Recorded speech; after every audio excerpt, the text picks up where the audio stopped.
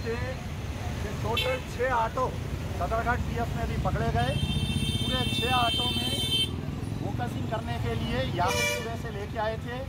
अभी पूरों को गिरफ्तार किया गया है। पूरों को ये कई को आ रहे हैं, समझ में नहीं आ रहा लेडीज मेरे को।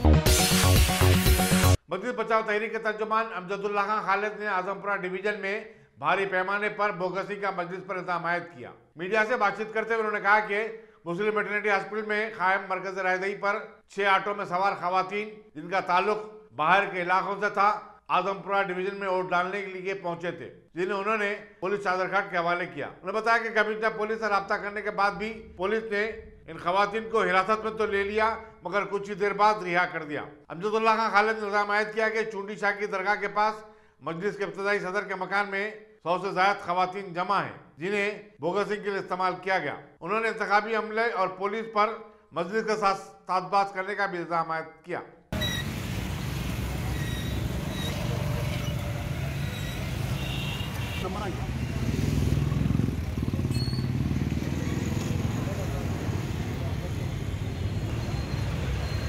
आप देख सकते हैं कि टोटल 6 ऑटो सदरघाट पीएफ में भी पकड़े गए।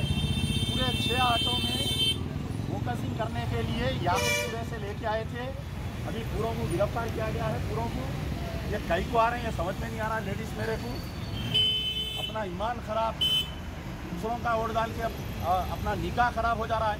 ये देखिए कैसा औरतों को ख्याल होना इन लोगों को, कहाँ से आ रहे हैं समझ में नहीं आ रहा है लोग।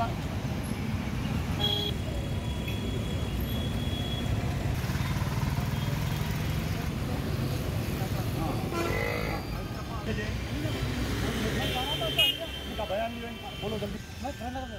नहीं, आप लाए कहाँ से औरतों को? अलीजा कितने औरतों को लाए आप? 5 औरतों को। आप कितने औरतों को लाए? कहाँ से लाए आप? सोनी से लाए और अलीजा कोट से लाए। ठीक है।